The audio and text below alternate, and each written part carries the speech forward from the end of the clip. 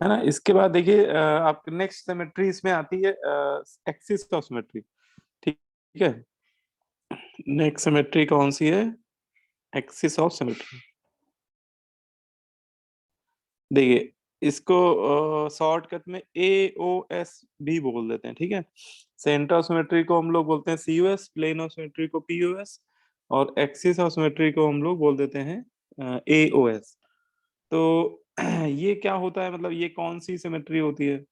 तो axis of symmetry एक imaginary line के अबाउट मिलती है ना। तो it is a line about which the molecule can be rotated by 360 by n, है ना। देखो मैं लिख देता हूँ इसकी डिफिनेशन जो है, it is an imaginary line about which it is an imaginary line about which molecule can be rotated by 360 divided by n।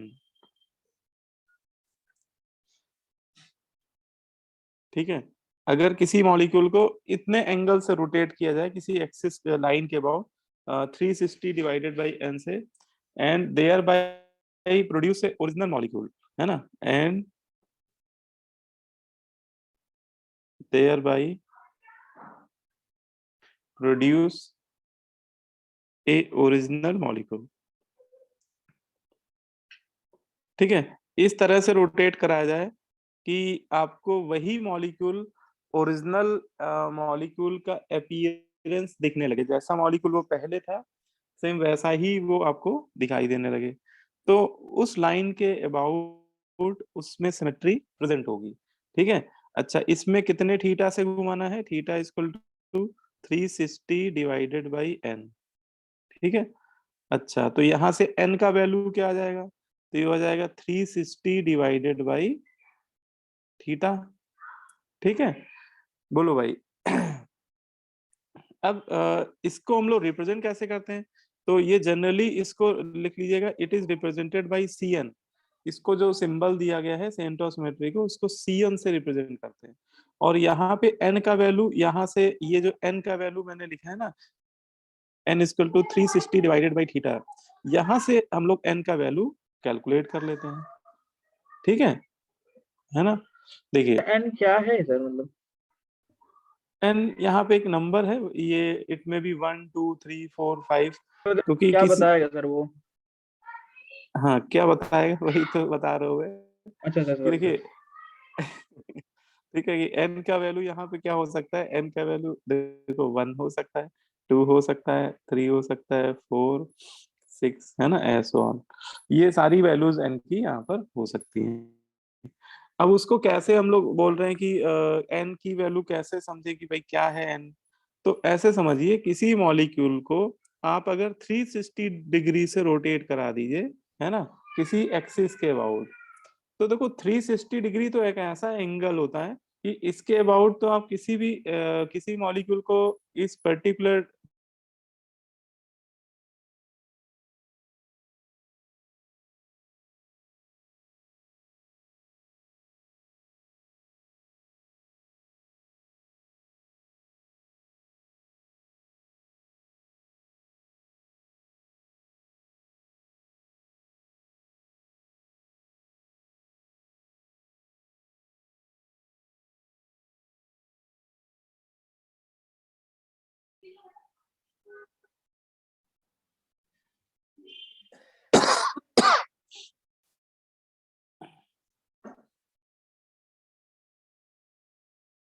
जैसे एक ये मॉलिक्यूल में ले रहा हूँ, ठीक है। अब इसमें जैसे आप क्या करोगे, ये साइक्लोब्यूटेन है, इसमें एक ये वाली लाइन ले लीजिए, इसके सेंटर से पास होने वाली स्ट्रेट लाइन कंसीडर कर लीजिए। ठीक है, और इसके अबाउट आप 360 डिग्री से रोटेट करा दीजिए मॉलिक्यूल को। इसके अबाउट कितने से रोटेट करा दिए? 360 से। तो आपको वही अपीयरेंस एग्जैक्टली देखने को मिलेगा जैसा ये मॉलिक्यूल अभी देखने को मिल रहा है ना। सिमिलर अपीयरेंस आपको 360 से रोटेट करने के बाद भी दिखाई देगा। है ना? बोलो भाई। तो हम लोग क्या कह देंगे कि इस एक्सिस के अबाउट C1 इसमें प्रेजेंट है ना? कौन सी एक्सिस सिमेट्री है? C1। ठीक है, क्योंकि 360 से रोटेट कराएंगे तो जो जहां पे है वहीं पे आ जाएगा, है ना? सारे ग्रुप अपनी ओरिजिनल पोजीशन पे आ जाएंगे। अच्छा, अगर थीटा इक्वल टू 180, अगर आप 180 डिग्री से रोटेट कर रहे हैं किसी मॉलिक्यूल को और उसका सेम अपीयरेंस आपको देखने को मिले, है ना? 180 से रोटेट कराने पे क्या देखने को मिले? Same appearance. तो उसमें कौन सी एक्सिस ऑफ सिमेट्री हो जाएगी? C2। क्योंकि थीटा वहां यहाँ पे 180 रखोगे तो n का वैल्यू क्या आ जाएगा? 2 आ जाएगा। तो उसे हम लोग बोलेंगे C2 एक्सिस ऑफ सिमेट्री, है ना? उसे कौन सी बोलेंगे? C2 axis of symmetry. अब जैसे ये ऊपर वाला एग्जांपल है, इसमें अगर हम कहें कि इस एक्सिस, इस लाइन के अबाउट देखो C1 तो सभी में होती है। आपको दुनिया का कोई भी एग्जांपल दे दिया जाए, ऑर्गेनिक मॉलिक्यूल दे दिया, C1 हर तरह के मॉलिक्यूल में प्रेजेंट होती है ना? ये लिख लो सदाबहार है ना? ये ऑलवेज प्रेजेंट होगी। ठीक है, क्योंकि कोई भी मॉलिक्यूल आप ले लीजिए, आप उसको 360 से रोटेट कराएंगे किसी भी एक्सिस के अबाउट, तो आप देखेंगे उसका एक्चुअल अपीयरेंस ऑटोमेटिक फिर से रिटेन हो जाएगा। ठीक है, बोलो भाई। इसको बोलते हैं सदाबहार।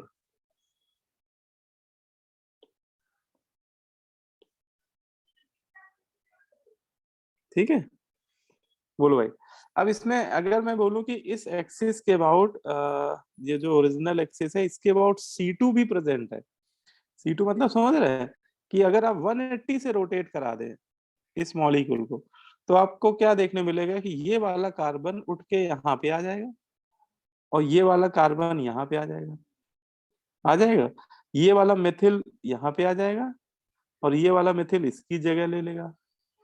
बोलो भाई, ये वाला कार्बन इधर आ जाएगा, ये वाला कार्बन इधर आ जाएगा।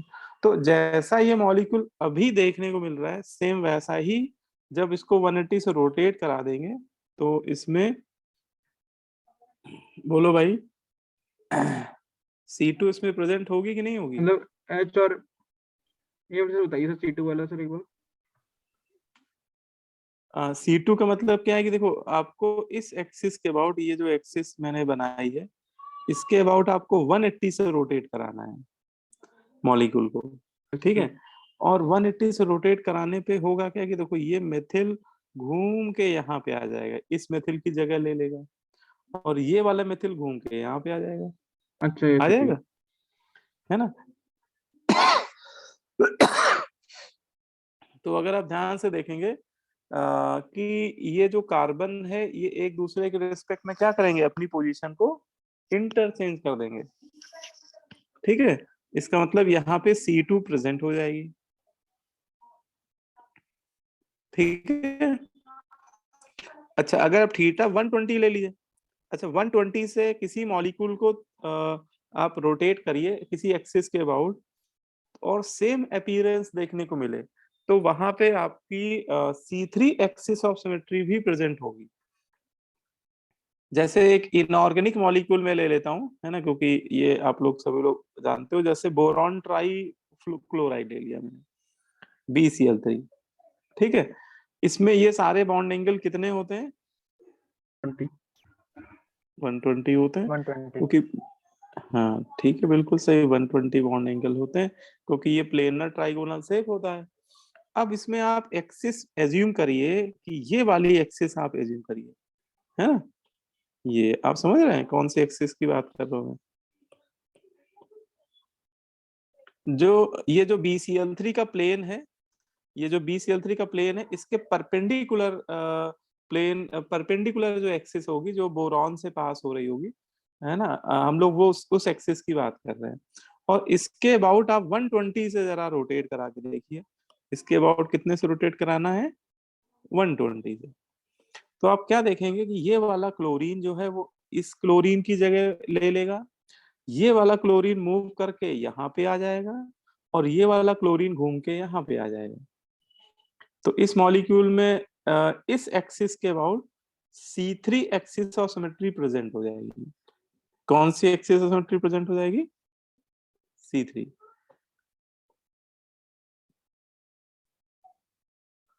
बोलो भाई। Yes sir. है ना? अच्छा कोई बताओ इसमें क्या C2 प्रेजेंट है? C2 एक्सिस ऑफ सिमेट्री हो सकती है इसमें? No sir.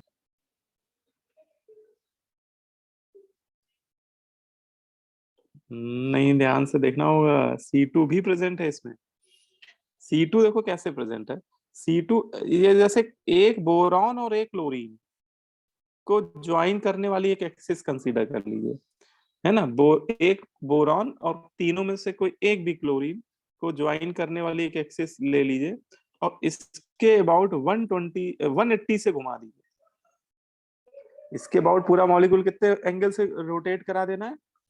180 से। तो ये ऐसा करने पे ये क्लोरीन उठ के यहाँ पे आ जाएगा और ये उठ के इसकी जगह आ जाएगा। बोरॉन और क्लोरीन से तो एक्सिस ही पास कर रही है, तो ये तो वो अपनी ही जगह रहेंगे, है ना।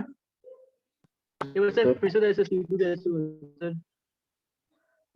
इसको ऐसे समझिए कि ये वाली एक्सिस आप पहले समझिए कि ये वाली एक्सिस में ले रहा हूँ, है ना, जिसमें एक बोरॉन और एक क्लोरीन से पास हो रही है वो एक्सिस।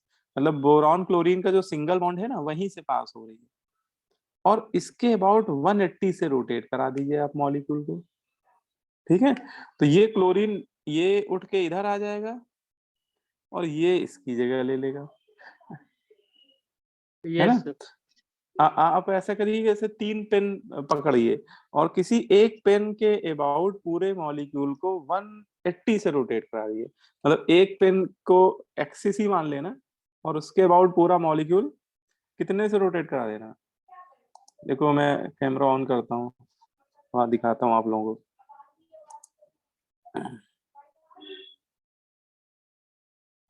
ठीक है, दिख रहा है? कैमरा नहीं दिख रहा है? Yes sir. दिख रहा है सर। रुक अच्छा। ये सर नहीं दिख रहा मुझे, 1 सेकंड सर। नहीं दिख रहा है? सर दिख रहा सर, थोड़ा आपसे कैमरा खोलिए सर, थोड़ा मुझे लेट में है थोड़ा।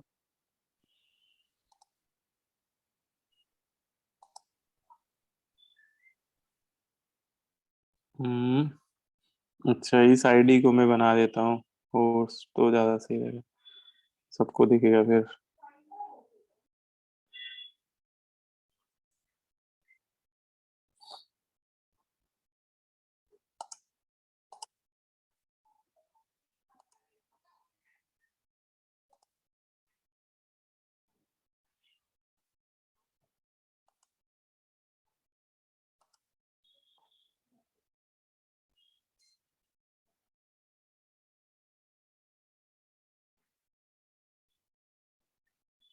है ना, अब दिख रहा है आपको? Yes sir. देखो तो इसमें ये Yes. जैसे मैंने मान लिया कि ये 3 पेन पकड़े मैंने, ठीक है। एक पेन ये है, एक पेन ऐसे, आप भी पकड़ के देख सकते हो। वो 120 पे लगा दो ऐसे एक दूसरे, ऐसे मान लो, ठीक है। और इसमें ये वाली एक्सिस जो ना, ये वाली एक्सिस, ये वाली, ये जो ऊपर वाला पेन है, ये वाला, इसके अबाउट पूरा मॉलिक्यूल वन कितने से रोटेट कराना है? 180 से।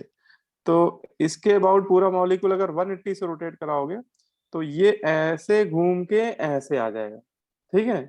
बोलो भाई, है ना, इस तरह से। मतलब पहले ऐसे था, ठीक है, इस तरह का, और इस तरह से आपने रोटेट कराया कि ये ऐसे आ गया। तो हो गया क्या कि ये तो अपनी जगह ही रहा, इसने इसकी जगह ले ली, इसने इसकी जगह ले ली। तो इस बॉन्ड के अबाउट C2 प्रेजेंट है इसमें। अच्छा, और C3 जो मैं बता रहा हूँ वो ये वाली एक्सिस है। ये जो ट्रायंगुलर प्लेन है, ये ट्रायंगुलर प्लेन देखना है आप, इसके परपेंडिकुलर वाला एक्सिस यहाँ से, और इसके अबाउट 120 से रोटेट कराएं।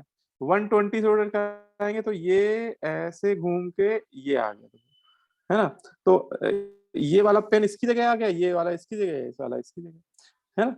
तो फिर 120 से रोटेट कराओ तो फिर से वैसा ही अपीयरेंस मिल जाएगा।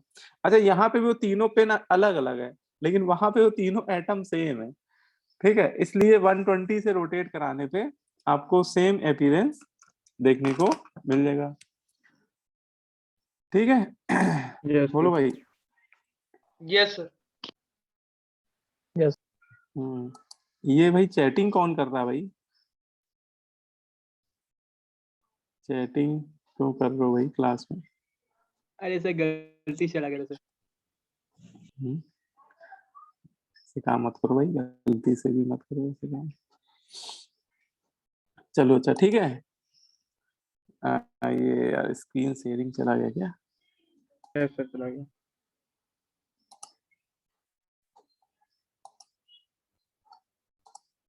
ठीक है, समझ में आया कि नहीं आया? यस सर, आ गए। आया सर आया।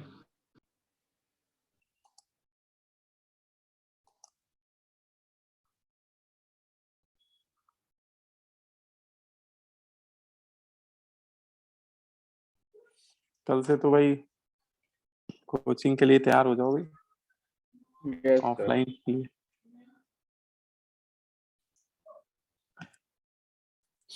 जो बच्चे बाहर है बैग एक पैक कर लिए? सर पहुंच भी गए सर। ऐसे पहुंच गया? अरे बहुत बढ़िया यार। जैसे देखो आपको इसमें क्या है कि एग्जाम्पल से समझ लेंगे तो ज्यादा सही रहेगा, है ना। जैसे कुछ मैं एग्जाम्पल देता हूँ, आप लोग बताइएगा उसमें। जैसे ये मॉलिक्यूल है, ठीक है। अब जैसे ये मॉलिक्यूल है, तो इस मॉलिक्यूल में बताइए क्या C2 प्रेजेंट होगी? C2 एक्सिस ऑफ सिमेट्री क्या इसमें प्रेजेंट होगी? C1 तो सब में प्रेजेंट होती, तो C1 के बारे में कहीं पूछा ही नहीं जाएगा, है ना। आपसे C2 C3 ही मेनली पूछा जाएगा। तो इसमें C2 देखिए, ये अगर ये एक्सिस ले लीजिए और इसके अबाउट 180 से रोटेट करा दीजिए, है ना, मॉलिक्यूल को, तो इसमें C2 प्रेजेंट है। आप 180 से रोटेट करा के देखिए, है ना, तो सेम अपीयरेंस दिखेगा, क्योंकि ये वाला मेथिल घूम के इधर आ जाएगा और ये वाला मेथिल घूम के इधर आ जाएगा, ये वाला H घूम के इधर आ जाएगा, ये वाला H 180 से रोटेट होने वाला इधर आ जाएगा। ये कार्बन इसकी जगह ले लेगा, ये कार्बन इसकी जगह ले लेगा। लेकिन जो नया मॉलिक्यूल बनेगा, मतलब घुमाने के बाद जो नया वाला बनेगा, वो आपको देखने में सिमिलर वही लगेगा, सेम अपीयरेंस मिलेगा आपको। आपको लगेगा अरे ये तो पहला ही जैसा मॉलिक्यूल था, वैसा ही मिल गया मुझे, है ना। तो इसका मतलब इसमें C2 axis of symmetry present है ना। क्लियर हुई बात? Yes sir. है ना। Yes, मतलब sir. जैसे आपको कोई सिस एल्कीन दे दे तो सिस एल्कीन में C2 आपको मिल जाएगी।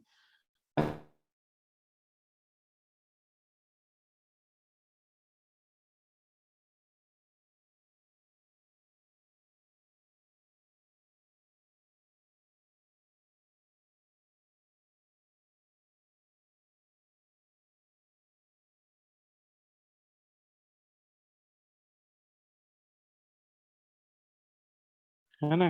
कैसे किस तरह से प्रेजेंट होगी? सर अगर हम हॉरिजॉन्टल लें, लाइक जो डबल बॉन्ड है C का, उसके अलावा। इस बॉन्ड के अबाउट यस सर, कर सकते। इसके अबाउट 180 से रोटेट करने पे सेम अपीयरेंस मिलेगा? नहीं सर। No sir.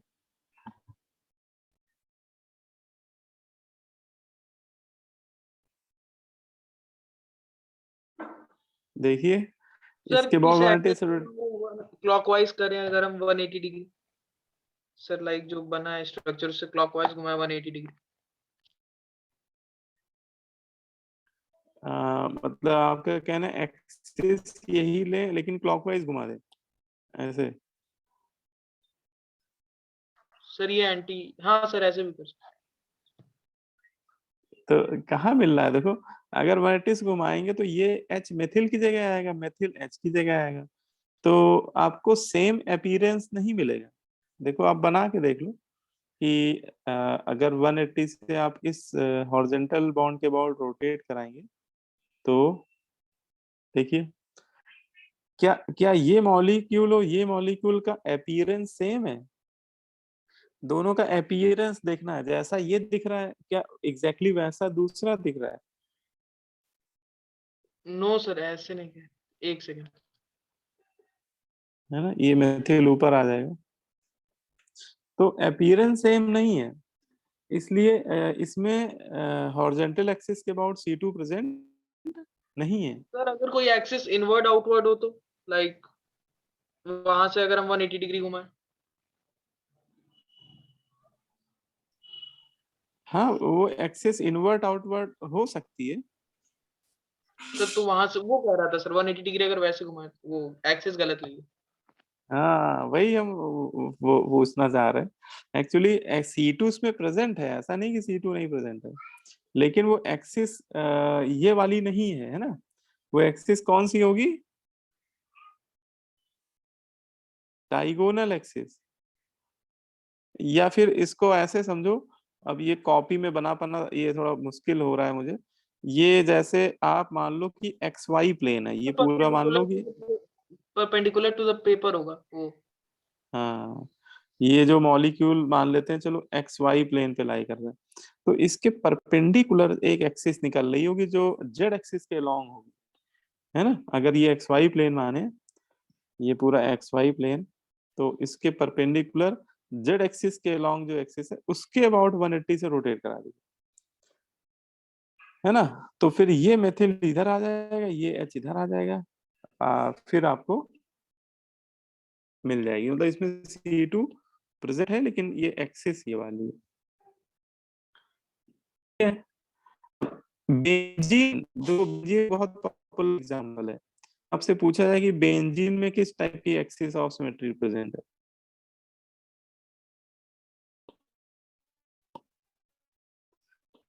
बेंजीन में कौन सी एक्सिस ऑफ सिमेट्री प्रेजेंट है? ठीक है, तो बेंजीन में बताइए क्या C2 प्रेजेंट है? C2 के बारे में क्या कहना?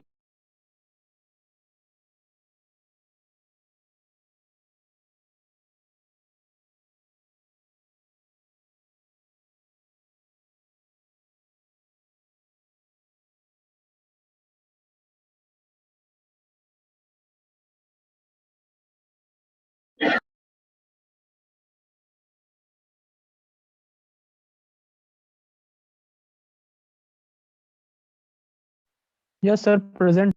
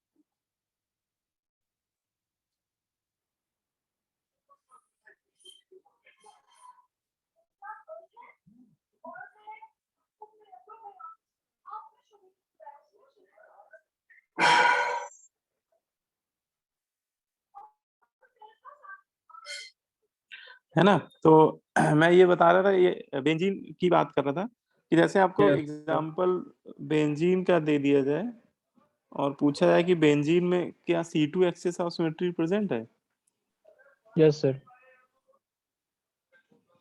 है ना। तो बेंजीन में C2 प्रेजेंट होगी, है ना। C2 आप ये इसके सेंटर के अबाउट चेक कर लिए, और ये बेंजीन का जो प्लेन है इससे परपेंडिकुलर एक्सिस जो आपकी आई की तरफ आ रही होगी, है ना, उसको आप इमेजिन ही कर सकते हो। इसके अबाउट अगर आप रोटेट कर दिए कितने से, 180 से, तो आपको सेम अपीयरेंस मिल रहा है। तो इसमें C2 है प्रेजेंट, है ना। अच्छा, क्या इसमें C3 प्रेजेंट है? C3 सर बस C2 वाला फिर से बता दी सर एक बार, कि वो तो समझ में आ रहा सर, आ जाएगा सेम चीज, ये बता दी सर फिर से। ये एक्चुअली इस तरह की एक्सिस होगी कि ये जैसे बेंजीन आपने लिया,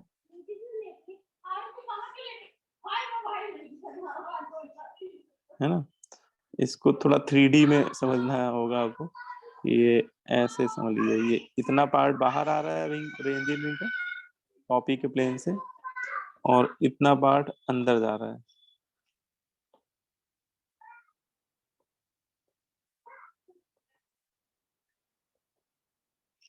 ठीक है। और ये वाली जो एक्सिस है, इसके अबाउट आप घुमा दीजिए कितने से? 180 से, सर उसके है ना। परपेंडिकुलर, उसके बेस, उसके प्लेन के।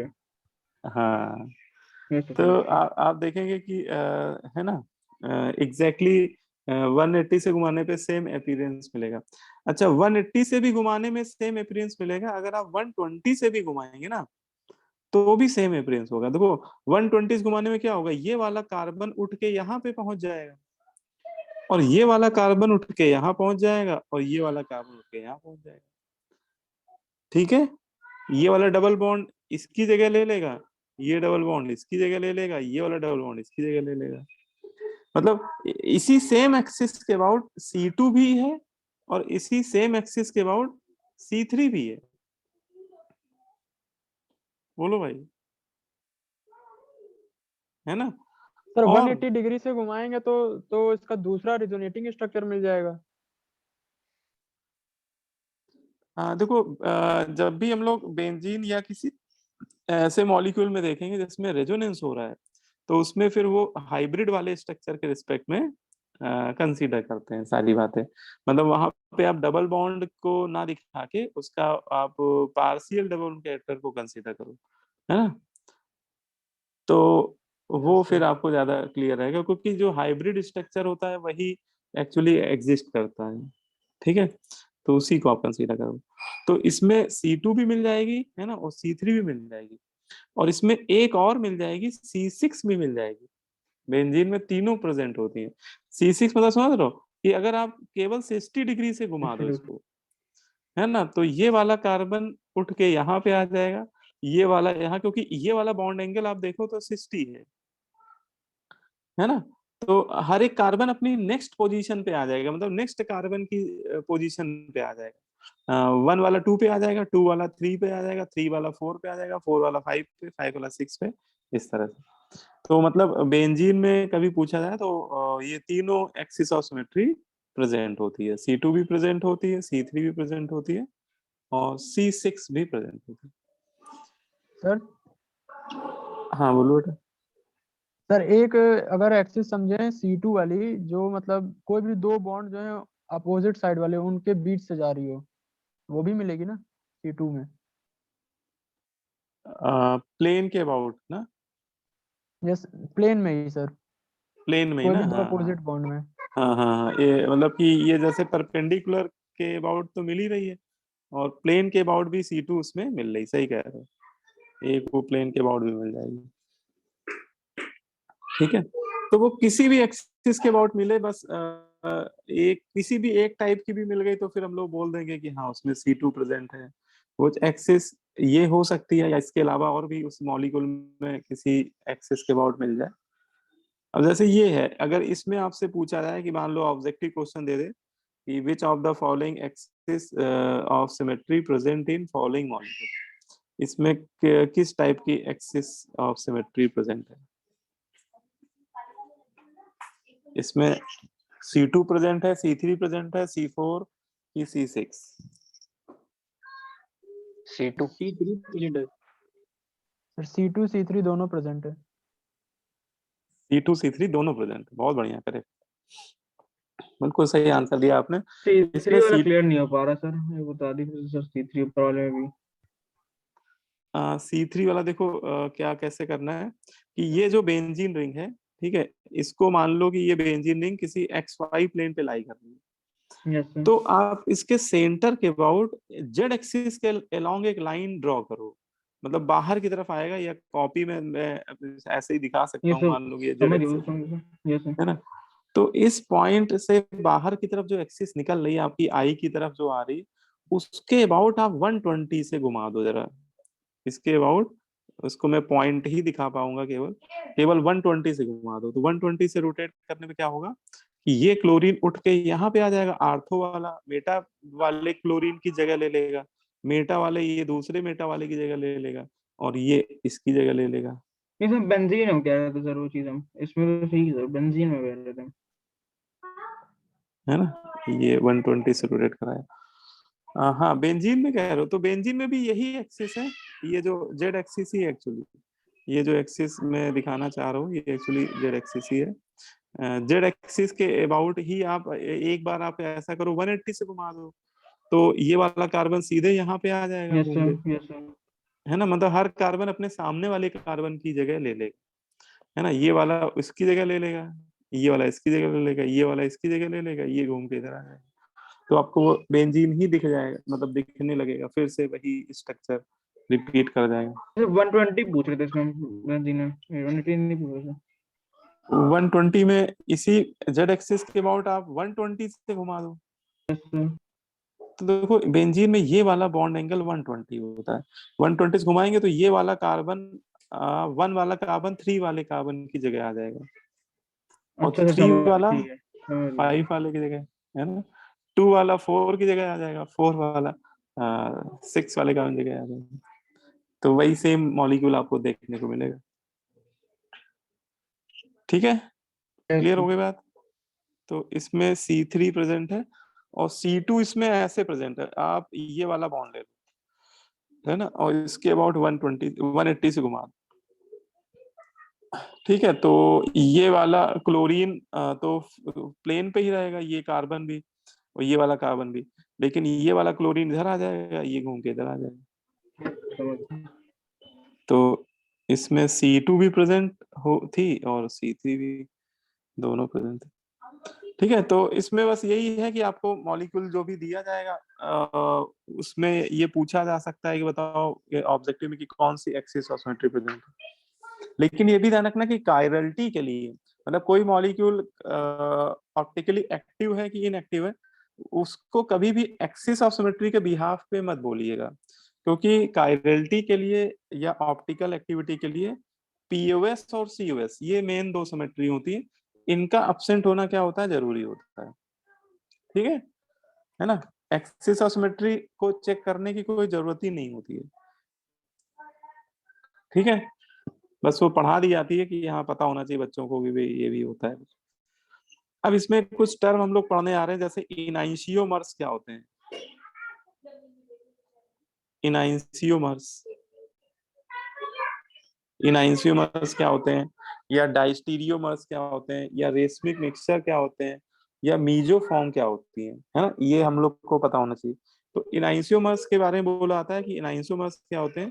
इनाइंशियोमर्स are non superimposable mirror images. अगर एक लाइन में डिफाइन करना हो इनाइंशियोमर्स को, तो हम लोग क्या बोलते हैं, enantiomers are non superimposable mirror images. Enantiomers क्या होती है, ये non superimposable mirror images होती है। ठीक है, मतलब कोई भी दो ऐसी स्ट्रक्चर या ऐसी इमेज जो एक दूसरे पे क्या हो, दो ऐसे स्ट्रक्चर जो एक दूसरे के क्या हो, मिरर इमेज तो हो, मिरर इमेज हो लेकिन सुपर इम्पोज ना हो रही हो। ठीक है, अच्छा एग्जाम्पल के तौर पे आप कह सकते हो कि जो हम लोगों ने आरएस नोमेनक्लेचर पढ़ा था, है ना, तो किसी कायरल कार्बन के रिस्पेक्ट में अगर कॉन्फ्लिगेशन आर आ रहा है और उसी के सामने उसका एस वाला कॉन्फ़िगरेशन वाला मॉलिक्यूल रख दिया जाए, तो आर एस का या एस आर का इनाइंशियोमर कहलाता है। ठीक है, मतलब R and S of a same molecule, है ना, सेम मॉलिक्यूल का आर फॉर्म और सेम मॉलिक्यूल का एस फॉर्म, ये हमेशा एक दूसरे के क्या होंगे, इनाइंशियोमर होंगे। R and S form of a same molecule are enantiomer to each other. ठीक है। अच्छा, ये भी कह सकते हैं कि जैसे कभी जैसे हम लोग एमिनो एसिड में डीएल नॉमेनक्लेचर पढ़ा था, डी और एल। तो अगर किसी कायरल कार्बन के अबाउट कॉन्फ़िगरेशन डी आ रहा है और उसी का एल मॉलिक्यूल अगर हम लोग देखें तो डी का इनैंशियोमर एल होता है और डी एल का इनैंशियोमर डी होता है। तो डीएल फॉर्म भी जो होती हैं वो एक दूसरे के रिस्पेक्ट में क्या होती हैं, वो भी इनैंशियोमेरिक पेयर होते हैं। D and L form of a optically active molecule are enantiomer। ठीक है, R का S enantiomer होता है और डेस्ट्रो का लीवो फॉर्म। ठीक है, बोलो भाई। और अभी हम लोग स्मॉल डी स्मॉल एल भी पढ़ेंगे। स्मॉल डी और स्मॉल एल मतलब डेस्ट्रो लीवो फॉर्म जो होती है वो भी क्या होती हैं, एक दूसरे के इनैंशियोमर्स होते हैं। लेकिन स्मॉल डी स्मॉल एल हम लोग को निकालने का कोई तरीका नहीं है। मतलब स्ट्रक्चर देख के हम लोग ये नहीं बता सकते हैं कि इसमें से कौन सी स्मॉल डी है क्या स्मॉल एल है। आरएस नॉमेनक्लेचर तो निकालने के रूल्स होते हैं। डीएल नॉमेनक्लेचर भी हम लोग एमिनो एसिड या फिर कार्बोहाइड्रेट में कैलकुलेट कर सकते हैं, बता सकते हैं, मेजर कर सकते हैं। लेकिन जो small D small L nomenclature है ये एक्सपेरिमेंटली डिटरमाइन होती है। ये कैसे डिटरमाइन होती है, ये एक्सपेरिमेंटली डिटरमाइन होती है ना। मतलब स्ट्रक्चर को देखकर हम लोग ये कभी नहीं बता सकते डायरेक्टली, है ना, कि ये स्मॉल डी होगा या स्मॉल एल होगा। ठीक है, बोलो बोलो, बात समझ में आ रही है। जैसे आपने ये तो एग्जांपल पढ़ा ही होगा, लैक्टिक एसिड, है ना। लैक्टिक एसिड काफी फेमस मॉलिक्यूल है। तो लैक्टिक एसिड का अगर आप डेस्ट्रो फॉर्म ले लो या और लैक्टिक एसिड का ही लीवो फॉर्म ले लीजिए तो वो एक दूसरे के क्या होते हैं, इनैंशियोमर्स होते हैं। ठीक है, डेस्ट्रो लीवो फॉर्म क्या होते हैं, इनैंशियोमर्स होते हैं ना। डी लैक्टिक एसिड, ठीक है, और एल लैक्टिक एसिड। अच्छा, इनैंशियोमर्स की खास बात होती है ये एक दूसरे के मिरर इमेज होते हैं। मतलब एक अगर इनैंशियोमर का दूसरा इनैंशियोमर आप समझ देखना चाहते हो स्ट्रक्चर, तो उनके बीच में आप मिरर अगर रख दें तो आपको ऐसा लगेगा कि पहले इमेज का जो मिरर इमेज है वो उसका इनैंशियोमेरिक पेयर वाला फॉर्म दिख जाएगा। मतलब कि अगर ये आर कॉन्फ़िगरेशन आ रहा है तो इसके अबाउट कॉन्फ़िगरेशन 100% ऐसा आ रहा होगा, या ये ऐसा है तो ये आर हो जाएगा, है ना। तो ये बात समझ में आ रही नहीं आ रही है। जैसे ये इस डेस्ट्रो फॉर्म है तो ये इसका जो लीवो फॉर्म है ये इसका इनैंशियोमर बन जाएगा। ठीक है, तो ये इनैंशियोमर्स जो होते हैं वो क्या होते हैं, नॉन सुपर इम्पोज। अच्छा, इनके बारे में ये भी बोला है कि ये सुपर इम्पोज नहीं होते हैं। ठीक है, मतलब आप पहला स्ट्रक्चर को पिक करो और दूसरे के ऊपर पेस्ट करो। जैसे देखो, मैं आपको कोशिश करता हूँ समझाने की कि इसको सुपर इम्पोज सर करने का क्या इवन ऊपर मतलब आपने डीएल बताया था सर, आपने सर डेस्टिलेटर बताया था सर, क्या बताया था सर, मैंने डिस्काउंट हो गया था पूरा सर, एक बार बता दी थोड़ा सा। है। उसमें मैंने ये बताया था कि कैपिटल डी और कैपिटल एल जो होते हैं वो एक दूसरे के नहीं sir, small D enantiomers small L कह होते रहे हैं। हैं। Small D small L yes sir. Experimentally determine होते हैं। स्मॉल एल क्या होते हैं, एक्सपेरिमेंटली डिटरमाइन होते हैं, है ना। ठीक है, ये हम लोग अभी ओके एक सर। एक्सपेरिमेंट पढ़ेंगे, है ना। पोलरीमीटर का एक एक्सपेरिमेंट होता है। तो उसमें प्लेन और पोलराइज लाइट को पास कराते हैं, तो जो क्लॉकवाइज सेंस में रोटेट करा देते हैं वो स्मॉल डी फॉर्म बोले जाते हैं, और जो एंटी क्लॉकवाइज सेंस में रोटेट करा देते हैं पोलराइज लाइट के प्लेन को, वो लीवो फॉर्म हो जाते हैं। ठीक है, अब जैसे आपसे ये यस पूछा है कि ये वाला जो है स्ट्रक्चर डी लैक्टिक एसिड, क्या ये इसके साथ सुपर इम्पोज हो पाएगा, तो सुपर इम्पोज करने का मतलब समझ लो कि इस जैसे ये मॉलिक्यूल है, इसको आप क्या करिए, यहाँ से पिक करिए। पिक करने का मतलब आप ऐसे समझिए कि आप लोग इसको यहाँ इस इमेज को जैसे मैं यहाँ पे कॉपी करूँ, अभी मैंने इसको कॉपी किया था और दूसरी इमेज के ऊपर पेस्ट कर दूं, तो सारे ग्रुप अगर एक के ऊपर एक बैठ जाएं, सेम सेम ग्रुप, तो वो इमेज क्या हो जाएंगी, दोनों सुपर इम्पोज हो जाएंगी। लेकिन जैसे मैं पेस्ट कर रहा हूँ, देखो आप देख के बताइए क्या सुपर इम्पोज होता दिख रहा है? ये देखो, ये पहला इमेज और दूसरा इमेज, देखो मैं पेस्ट कर रहा हूँ, ये तो हो क्या रहा है, देखो ओ सी डबल एच के ऊपर सी डबल एच आ रहा है, मेथिल के ऊपर मेथिल आ रहा है, मतलब वर्टिकल ग्रुप तो सुपर इम्पोज होते दिख रहे हैं, लेकिन हॉरिजॉन्टल ग्रुप सुपर इम्पोज नहीं हो रहे, है ना? देखो ओ एच के ऊपर एच बैठ रहा है और एच के ऊपर ओ एच बैठ रहा है, हो रहा है? नहीं समझ में आया भाई? ये मॉलिक्यूल मैं यहां से लाया हूं और मैंने इसको उठाया और इसके ऊपर क्या कर दिया, पेस्ट। क्या वो पेस्ट हो पा रहा नो सर। है ना?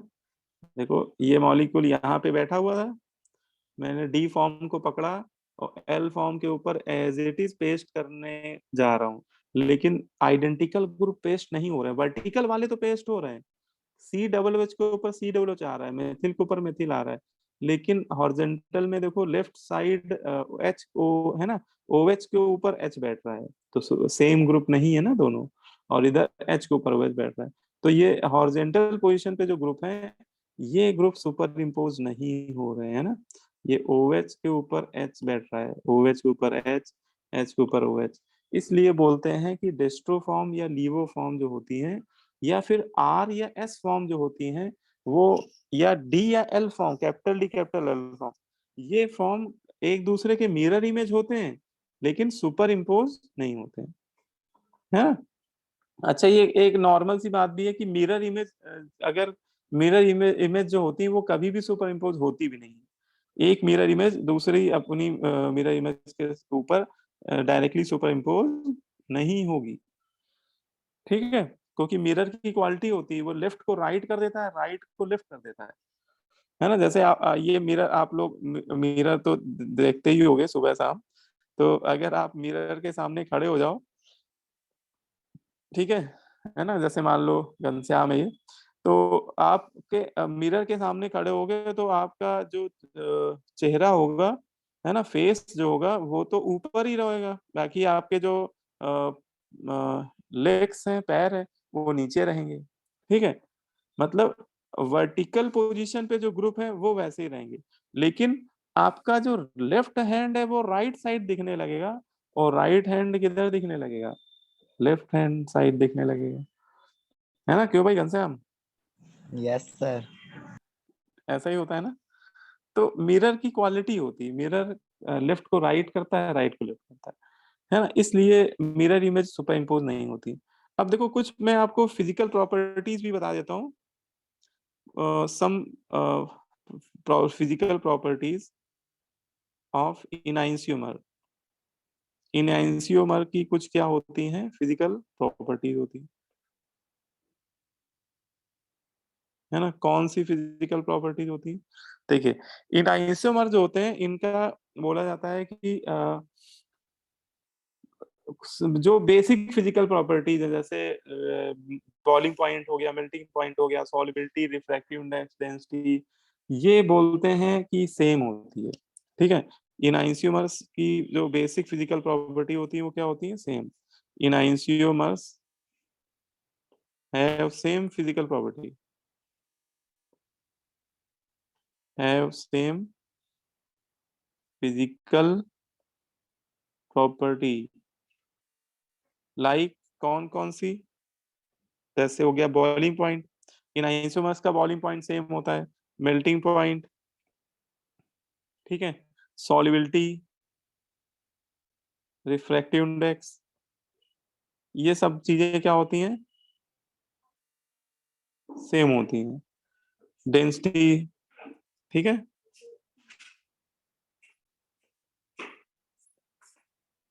ये सब क्या होता है, सेम होता है। तो जितने भी इन आइसोमर्स आप देखेंगे उनकी physical property, boiling point, melting point, ये सब क्या होता है, सेम होता है। तो अगर इनकी ये प्रॉपर्टी सेम है तो क्या इनको हम लोग सेपरेट कर सकते हैं through fractional distillation? No sir. No sir.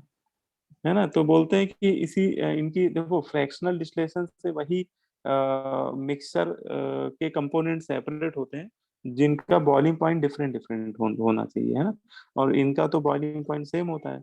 इसलिए इनको कभी भी हम लोग इन आइसोमेरिक पेयर में, जैसे R का S या D का L, है ना, इनको कभी हम लोग सेपरेट फ्रैक्शनल डिस्टिलेशन के थ्रू नहीं कर सकते। ठीक है, तो लिख लीजिए enantiomers never can be separated by using fractional distillation। ठीक है, तो फ्रैक्शनल डिस्टिलेशन टेक्निक से इनको हम लोग सेपरेट नहीं कर सकते। ठीक है, इन आइसोमर्स को हम लोग फ्रैक्शनल डिस्टिलेशन टेक्निक से सेपरेट नहीं कर सकते, है ना, तो ये चीज भी हम लोग को पता होनी चाहिए, है ना। इन isomers can't be separated by using fractional distillation technique। ठीक है, बोलो भाई। अब देखो आपको कई बार ऐसे स्ट्रक्चर दिए जाएंगे, आपको कुछ स्ट्रक्चर दे दिए जाएंगे, पूछा जाएगा कि बताओ ये एनाइसोमर्स है कि नहीं। तो एनाइसोमर है कि नहीं उनको चेक करने का ये तरीका होता है। आपको मैं सिंपल एक मेथड बता रहा हूँ कि जैसे आपको how to check enantiomers, how to verify enantiomeric structure. देखो क्वेश्चन में ज्यादातर ऐसे ही क्वेश्चन पूछाएंगे, ये आपको कुछ स्ट्रक्चर दे दिए जाएंगे, उनमें पूछा जाएगा बताइए कि इसमें पहचानिए इनमें एनाइसोमर्स कौन से हैं। ठीक है, अब जैसे मान लो कि आपका जो कंपाउंड है उसमें एक ही काइरल कार्बन है ना, उसमें क्या है बेटा, एक ही काइरल कार्बन है, ABCD। ठीक है, तो आप क्या कर लेना, आप उस काइरल कार्बन के अबाउट R या S में कॉन्फ़िगरेशन चेक कर लेना कि वो R है कि S है। मान लो कि R आ गया, और एक और आपको स्ट्रक्चर दिया जाएगा, ठीक है ना, उसमें कोई भी ग्रुप कहीं भी चलो बैठा दिया मैंने, अभी मैंने अपने मन से कहीं भी कोई भी बैठा दिया, और इसके बाद आपने कॉन्फ़िगरेशन चेक किया और सपोज वो क्या आ गया, S आ गया, वो क्या आ गया, S आ गया। हाँ, ये चारों ग्रुप, जो 4 ग्रुप यहाँ बैठे होने चाहिए वही 4 ग्रुप यहाँ भी होने चाहिए। तो ऐसे सिचुएशन में ये दोनों एक दूसरे के क्या हो जाएंगे, इनैंशियोमर। ठीक है, आर आर का इनैंशियोमर, आर फॉर्म का इनैंशियोमर क्या हो जाएगा, एस हो जाएगा। लेकिन ऐसा भी हो सकता है कि उस कंपाउंड में दो दो काइरल कार्बन हो, है ना, बोलो भाई। ऐसा तो नहीं कि एक ही काइरल कार्बन होगा। अगर दो काइरल कार्बन है तो दोनों के अबाउट हम लोग कॉन्फ़िगरेशन चेक करेंगे। जैसे मान लो पहले वाले में आर आर आ गया, लेकिन दूसरे वाले में एस एस आ गया। तो देखो आर आर का मिरर इमेज एस एस ही तो होगा, बोलो भाई। भाई आर वाले का एस, आर वाले का एस, तो इसका मतलब ये दोनों स्ट्रक्चर क्या हो जाएंगे, इनैंशियोमर्स हो जाएंगे। ठीक है, अगर हाँ ऐसा कुछ आ गया कि मान लो एक कार्बन के अबाउट आर आ गया और दूसरे के अबाउट एस आ गया, आर आ गया इसके अबाउट, इसके अबाउट एस आ गया, लेकिन जो उसका दूसरा मॉलिक्यूल है उसमें जिसके अबाउट आर आ रहा था उसके अबाउट एस आने लगे और एस के अबाउट आर आने लगे, तो ये भी क्या हो जाएंगे, इनैंशियोमर हो जाएंगे कि नहीं हो जाएंगे। ऐसे में सर सिमेट्री देखनी पड़ेगी ना सर, हाँ, क्या चीज देखनी पड़ेगी, मतलब सिमेट्री तो देखनी देखनी पड़ेगी ना, मतलब पहले तब ये लगाएंगे ना फिर उसके बाद। अच्छा हाँ सिमेट्री कह रहे हो ना, हाँ हाँ, तो ये पहले चीज तो ध्यान, हाँ हाँ वो बिल्कुल कहना सही है आपका कि पहले हम लोग को सिमेट्री भी देख लेनी चाहिए। जैसे मान लो प्लेन और सिमेट्री मिलने लगे अगर हो तो प्लेन ऑफ सिमेट्री अगर मिल जाएगी तो वो मॉलिक्यूल क्या हो जाएगा, ऑप्टिकली इनएक्टिव हो जाएगा। और ये जो हम लोग इनआइंसियोमर पढ़ रहे हैं, ये इनआइंसियोमर जो बनते हैं वो ऑप्टिकली एक्टिव मॉलिक्यूल के ही बनते हैं, है ना। तो पहले सिमेट्री तो चेक कर रहेंगे ही करेंगे, और सिमेट्री अगर नहीं मिलेगी तभी फिर ये बातें एप्लीकेबल होंगी, है ना। ये जो बात हम लोग डिस्कस कर रहे हैं ये तभी एप्लीकेबल है इफ हाँ ये मैं लिख देता हूँ, ये तभी एप्लीकेबल है, only applicable when POS and COS is absent। ठीक है, तो ये तभी एप्लीकेबल है जब उस मॉलिक्यूल में POS और COS क्या हो, absent हो। ठीक है, तो COS इसमें होता नहीं सर। फिशर, हाँ फिशर प्रोजेक्शन में तो नहीं होता है, लेकिन कई बार आपको जरूरी नहीं कि फिशर प्रोजेक्शन में ही दे स्ट्रक्चर, है ना। तो वो मैंने जनरल लिख दिया है ना। कोई ऐसा तो है नहीं कि फिशर प्रोजेक्शन में ही क्वेश्चन पूछा जाएगा, वो जी आपको सर। विजडेस प्रोजेक्शन में भी दे सकता है ना। अच्छा, और इसमें दो और बता देते हैं, फिर क्वेश्चन तब करते हैं। चलो, तो इनआइंसियोमर के बारे में हम लोग को मेरे ख्याल से समझ में आ गया आप लोगों को, इसमें कैसे करते हैं। इसके बाद देखो लिखिए डाइस्टीरियोमर्स क्या होते हैं।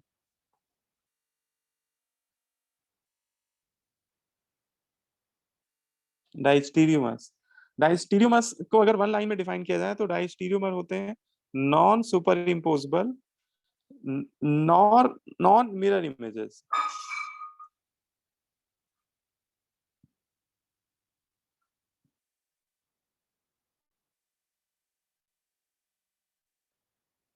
ठीक है, diastereomers are non superimposable, non mirror images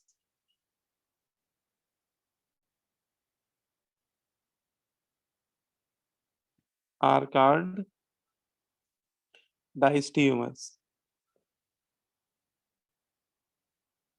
ठीक है, इनके लिए सिंपल सी बात है, इनकी जो डिफिनेशन बोल रही है कि ऐसे स्ट्रक्चर जो ना तो एक दूसरे के मिरर इमेज हो, है ना, ना तो एक दूसरे के क्या हो मिरर इमेज, और ना ही एक दूसरे पे क्या कर रहे हो, सुपर इम्पोज कर रहे हो, है ना।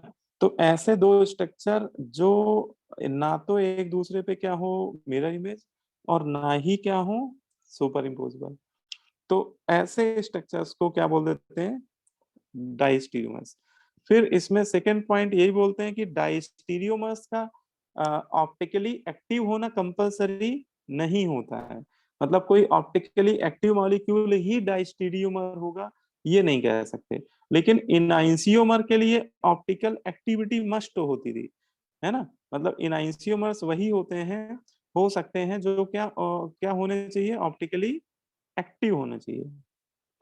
ठीक है, तो ये इनआइंसियोमर्स के बारे में लिख लीजिएगा, मस्ट बी ऑप्टिकली एक्टिव, है ना, मतलब इनका ऑप्टिकली एक्टिव होना क्या है, कंपलसरी होता है ना। लेकिन डायस्टीरियोमर्स ऑप्टिकली एक्टिव हो भी सकते हैं और नहीं भी हो सकते हैं। तो डायस्टीरियोमर्स के बारे में ये भी समझ लीजिए कि डायस्टीरियोमर्स में और मे नॉट ऑप्टिकली एक्टिव।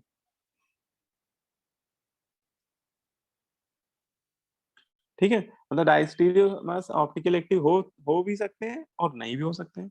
ठीक है, अच्छा जैसे एग्जांपल के तौर पे ज्योमेट्रिकल आइसोमर्स को अगर हम लोग देखें, ज्योमेट्रिकल आइसोमर्स जो होते हैं, ज्योमेट्रिकल आइसोमर्स में से किसी मॉलिक्यूल का सिस फॉर्म ले लिया, है ना, और उसी मॉलिक्यूल का क्या ले लिया आपने, एक ट्रांस फॉर्म ले लिया, है ना। तो सिस और ट्रांस एक दूसरे के डायस्टीरियोमर्स होते हैं। Geometrical isomers are diastereomers with respect to each other.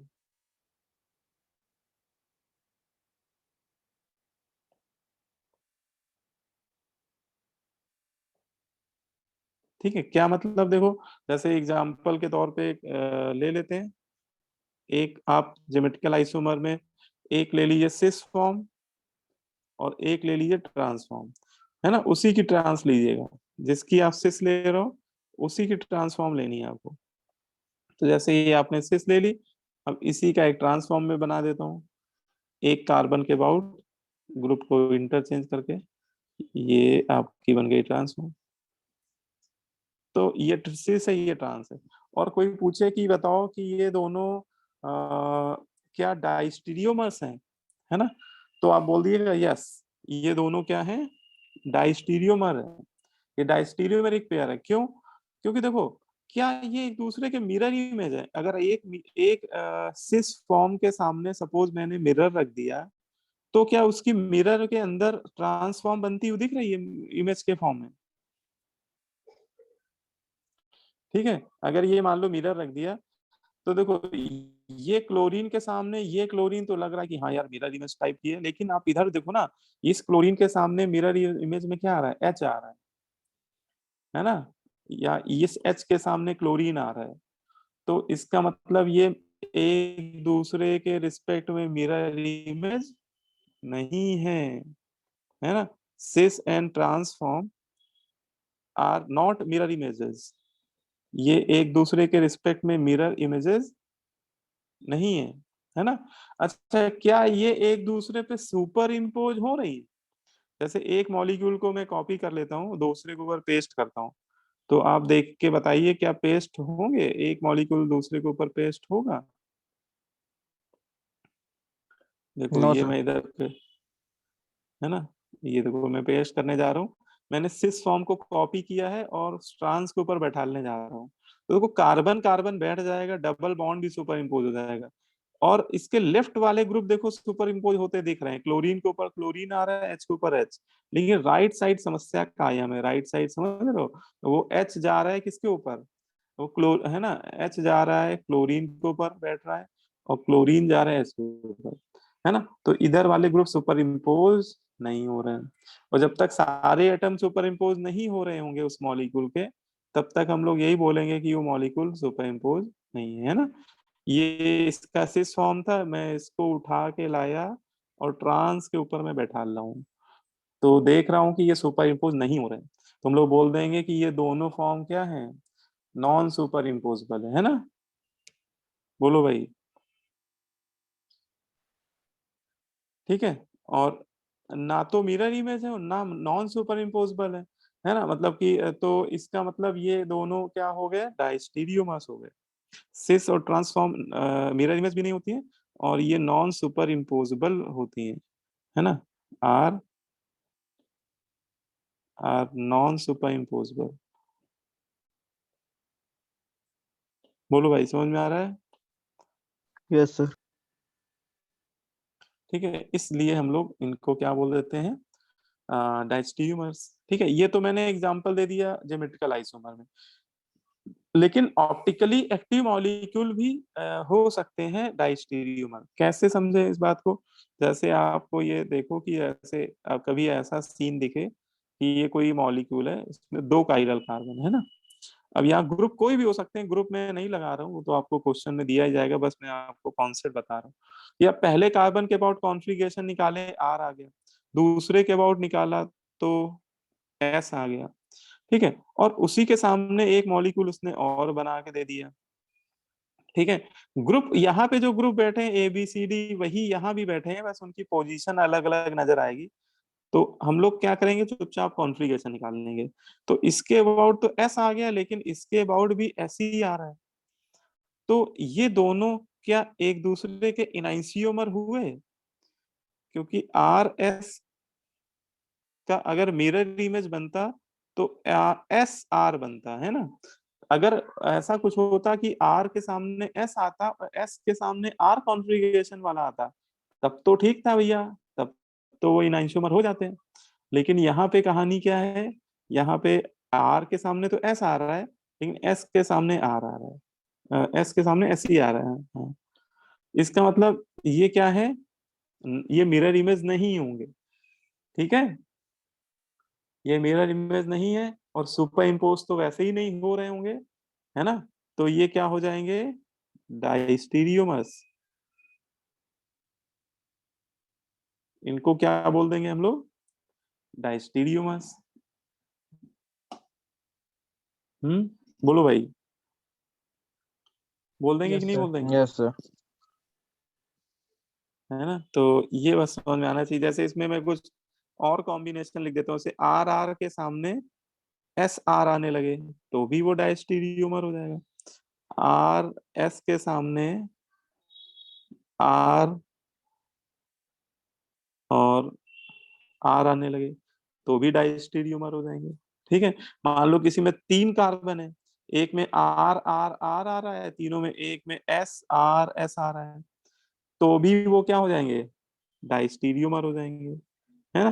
क्योंकि जब तक देखो, अगर मिरर इमेज किसी एक भी काइरल कार्बन के अबाउट मिरर इमेज मतलब उसका अपोजिट कॉन्फ़िगरेशन नहीं आ रहा है, तो फिर तो वो डायस्टीरियोमर ही हो जाएगा। कि जैसे एस के सामने आर आ गया, ये तो चलो मिरर इमेज दिख रहा है इसके अबाउट भी, लेकिन आर के सामने आर आइडेंटिकल आ गया, इस वजह से ये क्या होंगे? ये डायस्टीरियोमर हो जाएंगे। ठीक है, बोलो भाई। तो ये हो गई बात इसकी डायस्टीरियोमर की। ठीक है। अब इसमें आते हैं मीजोफॉर्म क्या होती है। मीजोफॉर्म समझ लेते हैं।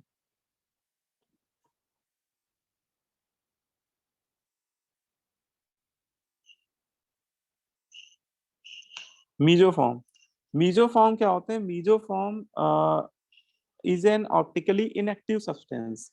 ये मीजोफॉर्म ऑप्टिकली इनएक्टिव सब्सटेंस होते हैं। Meso form are optically inactive substance. Meso form क्या होते हैं? ये ऑप्टिकली इनएक्टिव सब्सटेंस होते हैं। अच्छा, और इनमें जो ऑप्टिकल इनएक्टिविटी आती है वो किस वजह से आती है, ये भी पता होना चाहिए। तो ये ऑप्टिकली एक्टिव होते हैं due to presence of internal plane of symmetry. इनमें क्या मिलने लगती है? इंटरनल प्लेन ऑफ सिमेट्री मिलने लगती है, या समटाइम्स कुछ केस में सेंटर ऑफ सिमेट्री भी मिल सकती है।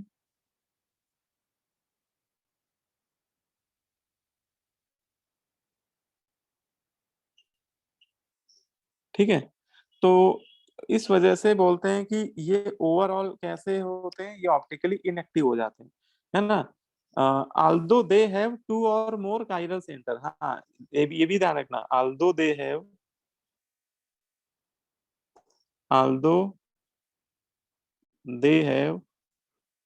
2 और मोर काइरल कार्बन। है ना? अगर आप उसमें काइरल कार्बन देखेंगे तो वो काइरल कार्बन उसमें 2 या 2 से ज्यादा होंगे, मतलब काइरल कार्बन उसमें दिख रहे होंगे। है ना? ऐसा नहीं कि उसमें काइरल कार्बन नहीं होंगे, लेकिन काइरल कार्बन होने के बावजूद उसमें सिमेट्री प्रेजेंट होगी, जैसे इंटरनल प्लेन ऑफ सिमेट्री मिल रही होगी, या फिर हो सकता है कि सेंटर ऑफ सिमेट्री मिलने लगे, या हो सकता है दोनों ही प्रेजेंट हो, दोनों भी प्रेजेंट हो सकती हैं। तो अगर ऐसी सिचुएशन देखे किसी मॉलिक्यूल में, तो उस मॉलिक्यूल को बोलते हैं, वो उसको हम लोग मीजोफॉर्म बोलते हैं। है ना? और मीजोफॉर्म कैसी होती है? ऑप्टिकली इनएक्टिव होती है। ऑप्टिकली इनएक्टिव मतलब इनका जो ऑप्टिकल एंगल ऑफ रोटेशन होता है वो क्या देखा जाता है? 0। है ना? इनका ऑप्टिकल एंगल ऑफ रोटेशन क्या होता है? 0। मतलब ये प्लेन ऑफ पोलराइज लाइट को रोटेट नहीं करा पाती। ठीक है। सर अल्फा क्या है? बोलो। Optical angle. हाँ, ये अल्फा जो है ये है ऑप्टिकल एंगल ऑफ रोटेशन। है ना? ये अभी हम लोग इसके अंदर जस्ट आगे एक टॉपिक आएगा, उसमें हम लोग पढ़ेंगे। जैसे किसी ऑप्टिकल एक्टिव सब्सटेंस से हम लोग पोलराइज लाइट का प्लेन पास कराते हैं, तो वो उसको किसी पर्टिकुलर एंगल से रोटेट करा देते हैं। है ना? तो वही एंगल हम लोग इसी को बोलते हैं ऑप्टिकल एंगल ऑफ रोटेशन। लेकिन ये जो मीजो फॉर्म होती है ना, इनके सामने इनके सॉल्यूशन से अगर हम लोग कोई पोलराइज लाइट का प्लेन पास कराएं तो वो उसको रोटेट ही नहीं करा पाते हैं। मीजो फॉर्म से plane of polarise light rotate नहीं हो पाता है। ठीक है, बोलो भाई। है ना। जैसे एग्जाम्पल में मीजो टार्ट्रिक एसिड आपने सुना भी होगा। Meso tartaric acid, meso tartaric acid का एग्जाम्पल आप लिख सकते हो। टार्ट्रिक एसिड के 3 स्ट्रक्चर होते हैं। एक होता है डेस्ट्रो टार्ट्रिक एसिड, एक होता है लीवो टार्ट्रिक एसिड, और एक होता है मीजो टार्ट्रिक एसिड। जैसे मैंने ये जो बनाया है ये एक मीजो टार्ट्रिक एसिड है। कैसे पता लगा मीजो है? देखो इसमें पहले देखो तो 2 काइरल कार्बन है ना। देखो आप ये वाला भी काइरल, ये वाला काइरल है, लेकिन इसमें प्लेन ऑफ सिमेट्री भी मिल रही है। अगर आप ध्यान से देखो तो इस प्लेन के अबाउट इसमें सिमेट्री दिख रही है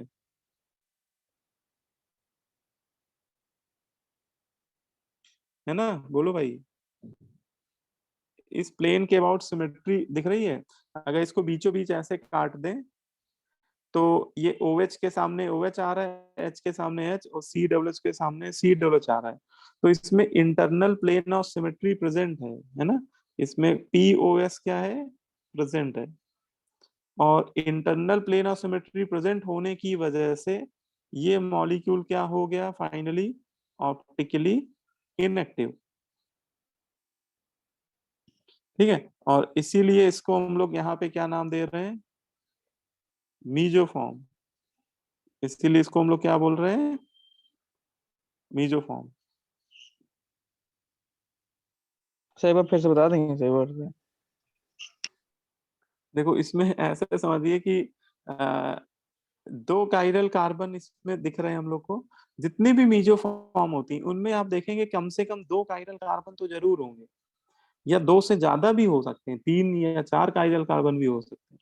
लेकिन उसके बावजूद भी वो ऑप्टिकली इनएक्टिव हो जाते हैं। तो उसका रीजन क्या है कि उनमें प्लेन ऑफ सिमेट्री मिल रही होती है। जैसे इस मॉलिक्यूल में आप इस प्लेन के अबाउट बात करो, ये जो हॉरिजॉन्टल प्लेन मैं बना रहा हूँ इसके अबाउट देखो तो ये मॉलिक्यूल सिमेट्री शो कर रहा है ना।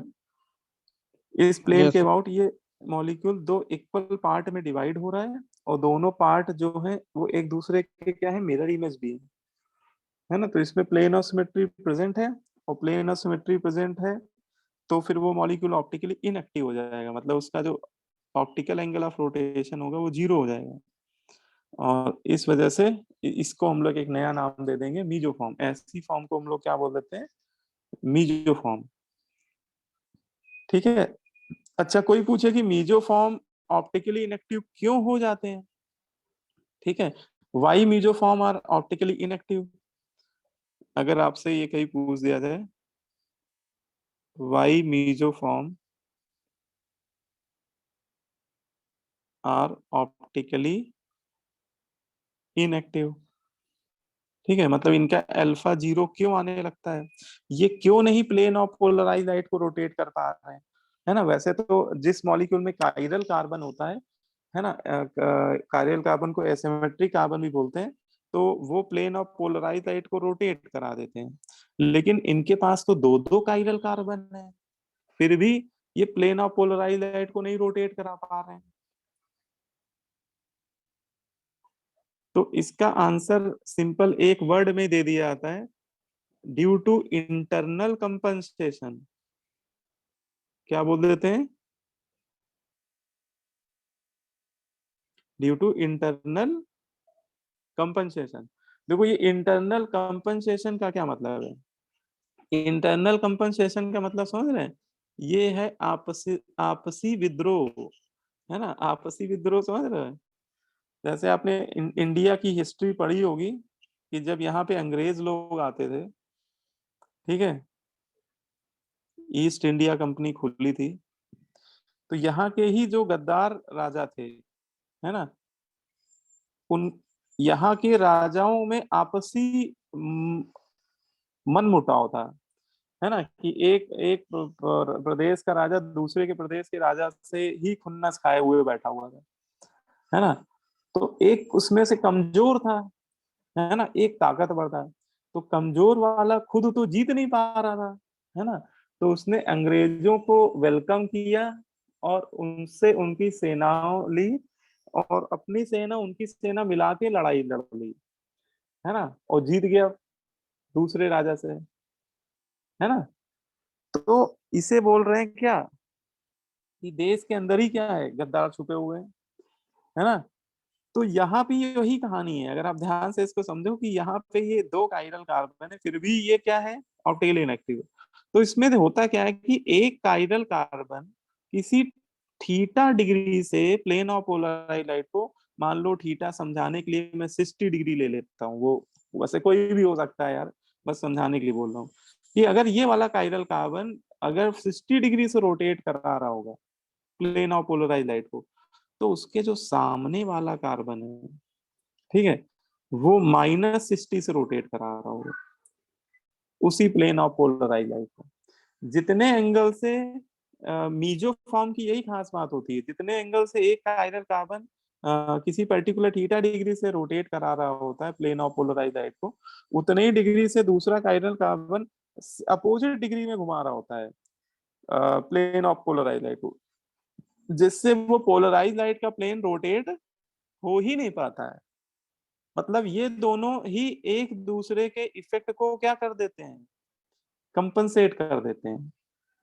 ये कायरल कार्बन और ये कायरल कार्बन ही एक दूसरे के एंगल ऑफ रोटेशन के टुवर्ड्स जो इफेक्ट है उसको कंपनसेट कर रहे हैं, कैंसल आउट कर रहे हैं, ठीक है। और ये एंगल सेम इसलिए भी आता है क्योंकि आप कोई भी कायरल कार्बन देखिएगा, आपको ये बात आप बिल्कुल फंडा आप समझ लीजिए कि जैसे ऊपर वाले कार्बन के अबाउट आर फॉर्म आ रही होगी, तो 100% नीचे वाले कायरल कार्बन के अबाउट एस फॉर्म आ रही होगी। ये मतलब कि मीजो फॉर्म में कोई भी मीजो फॉर्म है उसके लिए आप जैसे ये एग्जांपल आप ने हमने देखा भी है, इसमें आप लोग चाहो तो चेक भी कर लो कि इसमें जैसे आप देखो कि इस chiral carbon about OH number 1 पे है, और ये वाला कार्बन ये COOH2 पे है, ये 3 पे है। 1 2 का 3 मतलब आपका क्या ऐसा रोटेशन हो जाएगा, एंटी क्लॉकवाइज एस आ रहा है, लेकिन लीस्ट सीनियरिटी हॉरिजॉन्टल बैठा है, तो कॉन्फ़िगरेशन क्या आ गया, आर। अब आप नीचे वाले कार्बन के अबाउट निकालो ऐसे ही, है ना। तो ये 1 डैश, ये आपका 2 डैश, ये 3 डैश, तो ये क्लॉकवाइज आ रहा है। क्लॉकवाइज मतलब क्या आ रहा है, आर, लेकिन लीस्ट सीनियरिटी हॉरिजॉन्टल में बैठा है, तो हम लोग आर का आंसर क्या कर देंगे, एस कर देंगे, है ना। तो इसके बाद क्या क्या आ गया कॉन्फ़िगरेशन, फाइनल वाला एस आ गया, ठीक है। और ये तीनों ग्रुप और ये तीनों ग्रुप देखो देखो तो है तो सेम ही, तो जितने डिग्री से ये घुमा रहा होगा प्लेन ऑफ पोलराइज्ड लाइट को, उतने अपोजिट एंगल से माइनस के एंगल में दूसरा वाला घुमा रहा होगा, जिससे ये दोनों एक दूसरे के थीटा को क्या कर देते हैं, जो इनका नेट थीटा आता है वो 0 आ जाता है। बोलो भाई,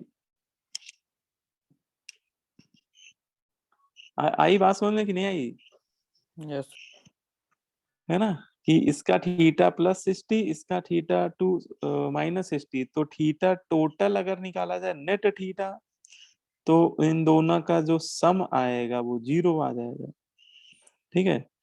और ये है आपका इंटरनल कंपनसेशन, है ना, की वजह से ये क्या हो जाते हैं, ऑप्टिकली इनएक्टिव हो जाते हैं मीजोफॉर्म। अच्छा, मीजोफॉर्म को याद करने का ट्रिक आपको बताता हूँ। देखो, अगर आपको एक छोटा सा पॉइंट अगर याद है तो आप पूरी बातें रिकॉल कर ले जाओगे। आप बस ये याद कर लेना, PCCM, है ना। एक ये शॉर्ट ट्रिक बता रहा हूँ आपको मीजो फॉर्म को याद करने का तरीका, है ना। Learn to meso form, meso form को अगर याद करना है तो क्या याद कर लो, PCCM, है ना। जैसे हम लोग PCM तो पढ़ते ही हैं, है ना, इंजीनियरिंग की तैयारी के लिए PCM, फिजिक्स केमिस्ट्री मैथ, लेकिन मैंने C को 2 बार लिखा है क्योंकि केमिस्ट्री का वेटेज बहुत ज्यादा है। केमिस्ट्री, है ना, आपको 2 टीचर मिलके पढ़ा रहे हैं, एक फिजिकल इनऑर्गेनिक में, एक और इनऑर्गेनिक में अलग, ठीक है। तो PCCM याद करिए। अब देखो इसका फुल फॉर्म क्या है, P for plane of symmetry, ठीक है। अगर मान लो किसी मॉलिक्यूल में क्या मिल गई, प्लेन ऑफ सिमेट्री, ठीक है, और या फिर सेंटर ऑफ सिमेट्री, मतलब दोनों में कोई भी एक मिल जाए एटलीस्ट, है ना। तो POS COS ये दोनों क्या होने चाहिए, प्रेजेंट, और फिर उसमें C फॉर कायरल कार्बन भी होने चाहिए। सी फॉर क्या है, कायरल कार्बन, उसमें कायरल कार्बन भी होने चाहिए। अगर ये तीनों बातें आपको फिट होती समझ में आ रही है कि प्लेन ऑफ सिमेट्री मिल रही है या फिर सेंटर ऑफ सिमेट्री या फिर दोनों ही मिल जाए तो बहुत अच्छी बात है, और अलोंग विथ कायरल कार्बन, तो ऐसी फॉर्म को हम लोग क्या बोल देते हैं, मीजो फॉर्म। ऐसी फॉर्म को हम लोग क्या बोल देते हैं, मीजो फॉर्म। बोलो भाई, याद रहेगा, यस सर। है ना। यस और सर। पीसीसीएम अगर याद कर रहे हो तो एक ये भी याद कर लो, ममी, ममी भी याद कर लो। ये क्या है भैया, ममी की क्या जरूरत आ गई, तो ममी मतलब क्या है, इसका मतलब कोई बता सकता है। ममी का मतलब यहाँ पे है mirror images of, mirror images of meso form, एक एम से मिरर इमेजेस, दूसरे से meso form, are identical, I for identical. ठीक है, बहुत पते की बात है ये। कभी भी आपको मीजो फॉर्म की मिरर इमेज दिखा दी जाए, ठीक है, जैसे आपको इस तरह के क्वेश्चन बहुत कॉमन है कि पूछे जाएंगे, और कई बार हम लोग इसमें गलत आंसर दे देते हैं। जैसे आपको एक दे दिया मैंने ये स्ट्रक्चर, ठीक है,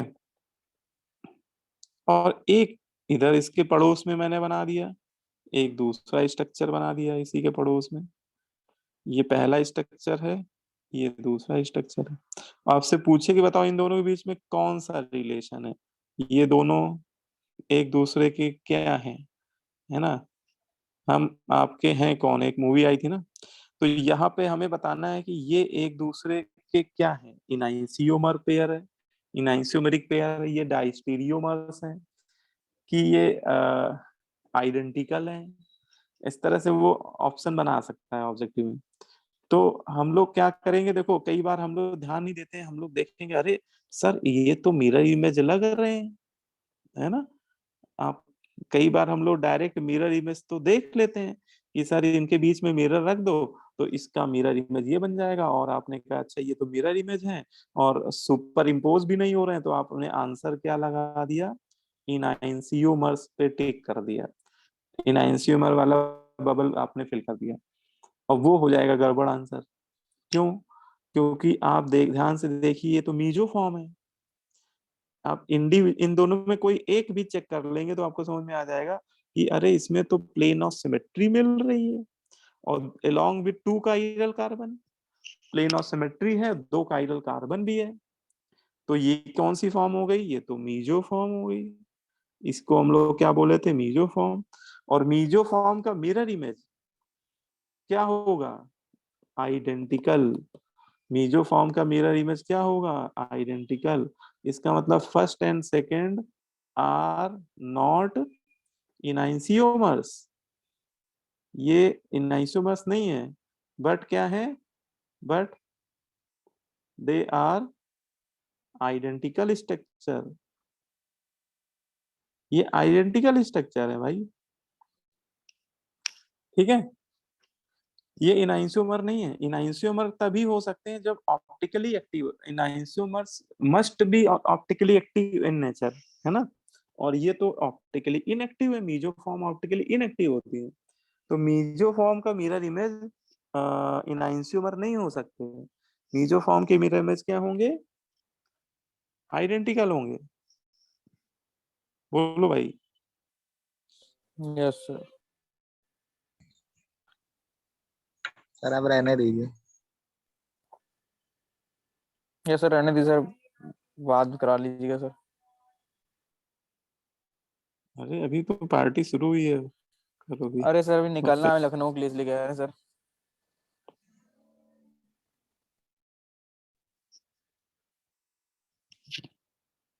अरे 4 क्वेश्चन कर लो फिर, ओनली 4 क्वेश्चन, ओके सर। उसके बाद फिर आप निकल जाइए, ठीक है। जैसे देखो ये कुछ कर लेते हैं एक बार, थोड़ा जितना पढ़ा है उसको अप्लाई भी करना आना चाहिए हम लोग को।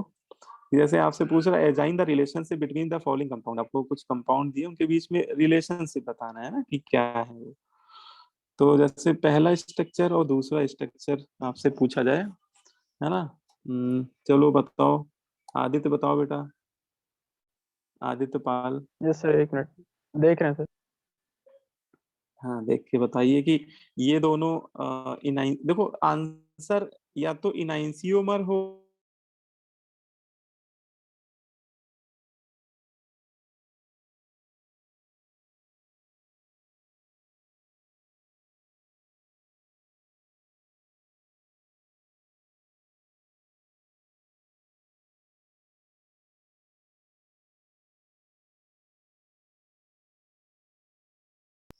सर ये इनएंशोमर है, एक ऐसे एक आर है। एक ऐसे एक आर है ना, तो अगर एक ऐसे एक आर है तो इनाइंसियोमर होगा 100%, है ना, बिल्कुल सही है।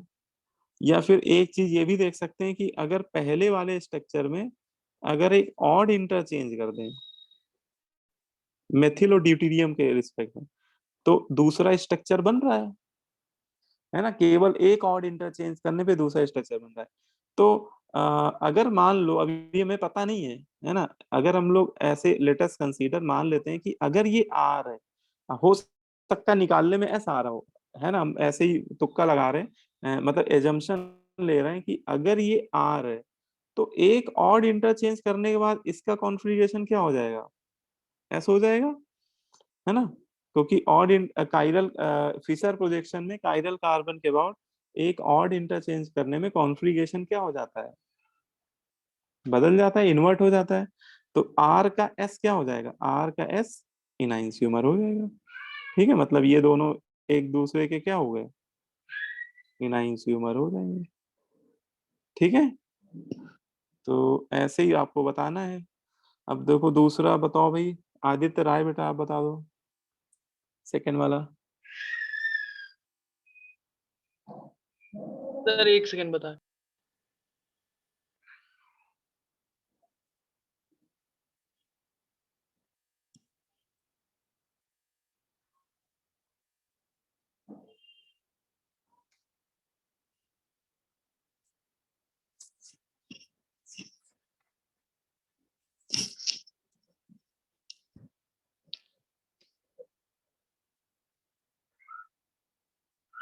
डायस्टीरियम।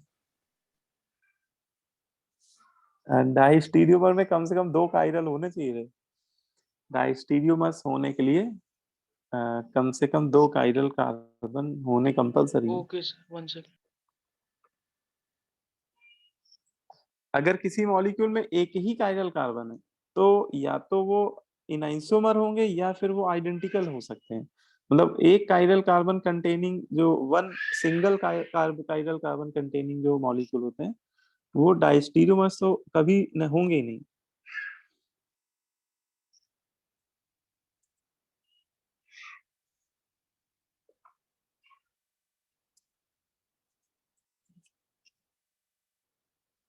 सर आइडेंटिकल स्ट्रक्चर होंगे।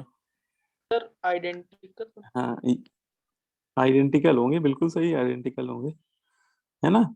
जैसे आप देखो इसमें दो इंटरचेंज करने पे पहले स्ट्रक्चर में अगर हम लोग 2 इंटरचेंज कर दें, मतलब इवन नंबर में इंटरचेंज कर दें, तो दूसरा बन जाएगा। जैसे देखो एसिड और एच को आपस में इंटरचेंज कर दो और मेथिल और क्लोरो की पोजीशन को इंटरचेंज कर दिए, तो देखो ऐसा करने पे यही स्ट्रक्चर मिल जाएगा। और इवन नंबर ऑफ इंटरचेंज करेंगे तो इसका मतलब अगर इसके अबाउट ये आर है तो इसके अबाउट भी वो आर ही रहेगा, यस सर। है ना। तो एक ही काइरल कार्बन है तो इसका मतलब आइडेंटिकल ही हो जाएगा फिर तो। सर ये आइडेंटिकल है, मेजो तो नहीं ना? नहीं, मीजो फॉर्म में लिए भी तो ये होनी चाहिए पीसीसीएम, मतलब प्लेन ऑफ सिमेट्री या यस फिर सेंटर ऑफ सिमेट्री में कोई एक सिमेट्री भी होनी चाहिए। यस। और जिस, है ना, इसमें तो सिंगल काइरल कार्बन है, सिंगल काइरल कार्बन अगर है तो उसमें कभी सिमेट्री मिलेगी ही नहीं आपको, है ना, कोई भी सिमेट्री नहीं मिलेगी अगर सिंगल काइरल कार्बन है किसी मॉलिक्यूल में। अच्छा ये वाला बताओ घनश्याम बेटा, बताओ आप इन दोनों में क्या रिलेशन है? आइडेंटिकल। आइडेंटिकल। हाँ सर आइडेंटिकल ही होगा, आइडेंटिकल होगा ना? तो उसको सर इसमें घुमा ये देंगे सर। हाँ इसमें देखो, अगर ऐसे देखो सही आंसर है कि इस ग्रुप CH2H को फिक्स कर लीजिए, बाकी तीन को क्लॉकवाइज सेंस में घुमा दीजिए, तो CHO आ जाएगा OH की जगह, है ना? नहीं, इधर घुमाया है कि इधर घुमाया है? सर एक सेकंड से, ये क्या कहते हैं, इन लोगों का कॉन्फ़िगरेशन सेम नहीं आएगा ना सर, मगर अलग अलग आएगा ना, तो RS। हाँ, क्या कह रहे हो बेटा? तो इनका RS दोनों क्या किस आएगा? वाले में? दोनों थर्ड वाले क्वेश्चन में R, इस पहले वाले का R आएगा शायद, दूसरे वाले का ऐसा आएगा। कॉन्फ़िगरेशन देखो, यस सर। कॉन्फ़िगरेशन देखने पे वैसे तो घुमाने में तो ये समझ में आ रहा है कि सेम आने चाहिए दोनों का कॉन्फ़िगरेशन। बताओ इसमें नंबर 1 आप किसको ले रहे हो? अच्छा नहीं सर, नंबर वो 1? अच्छा नहीं सर, अच्छा हॉरिजॉन्टल पे सर, ठीक है रहने हाँ, H हॉरिजॉन्टल में तो इन्वर्ट करना पड़ेगा फिर। जैसे इसमें निकाल रहे होगे तो S आ रहा है, लेकिन S हाइड्रोजन हॉरिजॉन्टल पे है तो R हो जाए। अब इसमें निकालोगे तो 1 2 3, 1 2 का 3 क्लॉकवाइज, लेकिन क्लॉकवाइज में R आ रहा है। अच्छा, इसमें चेंज नहीं करेंगे, हाइड्रोजन पहले ही से वर्टिकल है, तो ये आइडेंटिकल हो गए दोनों। ठीक है, ये वाला बता दो बेटा, अ, कार्तिक गुप्ता। Sir enantiomers. इनहेंसुमर है ना? Yes sir. ठीक है, गुड। है ना? क्योंकि इसमें केवल एक ऑड इंटरचेंज ही होता हुआ दिख रहा है ना, केवल यही दो ग्रुप इंटरचेंज हो रहे हैं, तो एक ऑड इंटरचेंज करने में अगर मान लो ये R होगा तो ये S हो जाएगा, या पहला वाला S होगा तो दूसरा वाला R हो जाएगा। ये बस मैं एजम्पशन के बेसिस पे लिख रहा हूँ कि पहला वाला R है ना? लेकिन एक ऑड इंटरचेंज करने पे तो इनआइसोमर ही बनेंगे। ठीक है, तो इस तरह से आपको मिल जाएंगे क्वेश्चन। आप लोग ऐसा करिएगा, सीट में सेक्शन में आपको बता देता हूँ, एक बार आप लोग वो वाले क्वेश्चन जरूर लगा लीजिएगा। ये सीट में सेक्शन F के जो क्वेश्चन है, ये definition and properties of enantiomer diastereomer meso compound, है ना? तो ये वाले कर लीजिएगा बेटा। सेक्शन F के क्वेश्चन एक बार खुद से अटेम्प्ट कर लीजिएगा। ठीक है, यस तो यस आज का होमवर्क हो गया सेक्शन F। ठीक है, चलो फिर आप लोग फिर, है ना, कल फिर मिलते हैं कोचिंग में। Thank you sir. Thank you sir. Thank you sir. हाँ, ओके बेटा।